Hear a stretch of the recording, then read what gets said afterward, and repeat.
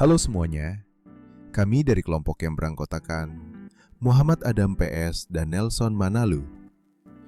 Pada video ini, kami akan membahas tugas kuliah metode penelitian oleh Profesor Dr. Umbas Krisnanto, SEMM, dengan judul Penerapan Role Model Dave Ulrichs terhadap kinerja karyawan.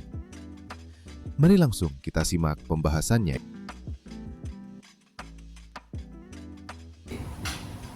Ya, dengan berkembangnya pesat pengembangan sumber daya manusia dan daya saing yang kuat baik secara internal maupun eksternal, perusahaan dituntut kepada masing-masing organisasi dan sumber daya manusia untuk selalu berkembang.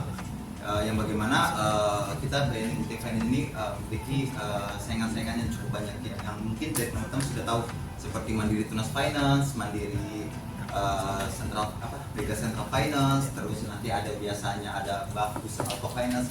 Itu adalah perusahaan-perusahaan leasing kita. Yang bagaimana kita ini adalah anak perusahaan dari BNI. Mayoritas saham kita itu adalah di BNI 99%, dan 1%-nya itu hanya di koperasi karyawan.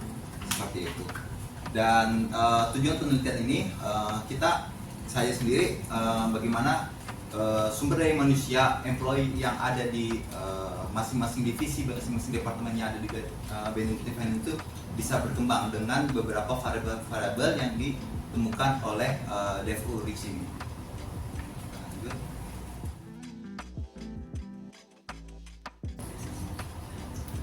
Ya, kenapa sih saya mengambil penelitian ini? Yang pertama adalah apakah terdapat pengaruh signifikan nih ketika kompetensi HR menurut model Ulrichs ini terhadap fungsi HR tersebut ataupun kinerja karyawan tersebut. Yang kedua, apakah kompetensi mana nih yang paling berpengaruh di kinerja karyawan tersebut?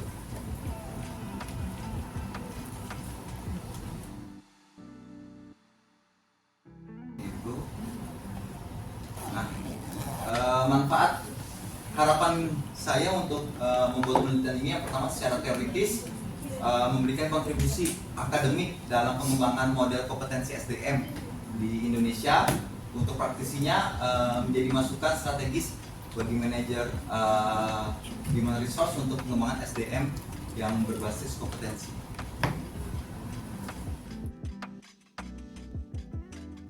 Ini adalah landasan teori yang diambil dari Dave Ulrichs. Jadi kita ada 4 variabel. Yang pertama adalah strategi partner. Strategi partner ini hadir untuk membantu dan mengelola pengembangan dan pertumbuhan tenaga kerja. Selain itu juga kita harus kuat di administrasi expert. Administrasi itu memiliki peran yang sangat penting. Yang bagaimana kita ada beberapa operasional kayak seperti ada PKS, ada fidusia, dan ada perjanjian lain yang bagaimana itu administrasinya harus rapi seperti memberikan SP, ST maupun yang lainnya. Karena kita langsung berhubungan dengan debitur, dengan konsumen, dan kita harus memiliki aturan-aturan sesuai dengan ECG ataupun compliance yang ada menurut OJK maupun menurut WI. Yang ketiga adalah change agent, yaitu agen perubahan yang bagaimana kita mau mengubah budaya perusahaan, yang bagaimana arahan dari Erick Thohir itu kita akhlak BUMN ya. Jadi kita selalu mengedepankan yang bagaimana budaya-budaya terkait akhlak BUMN tersebut.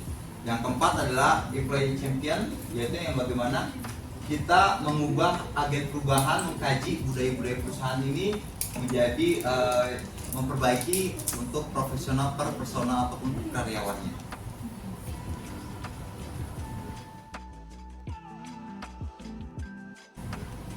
Ya, ini adalah contoh penelitiannya. Variabel independennya yaitu X pertama adalah strategic partner, yang kedua adalah change agent, X2-nya, X3-nya administrasi expert, yang keempatnya employee champion. Untuk dependent variable-nya atau variabel terikatnya itu kita ada 2, yaitu kinerja karyawan dan produktivitas karyawan. Seperti itu.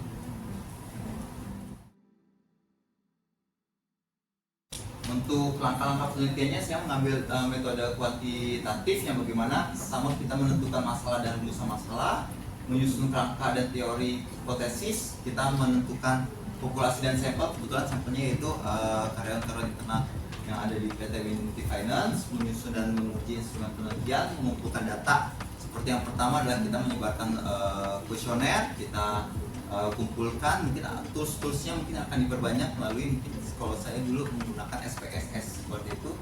Yang ketujuh adalah menarik kesimpulan dan saran. Ya, ini sedikit untuk langkah-langkahnya. Demikian presentasi yang dapat kami sampaikan. Semoga materi ini bermanfaat dan bisa menambah wawasan kita bersama. Terima kasih atas perhatian Anda. Sampai jumpa di kesempatan berikutnya.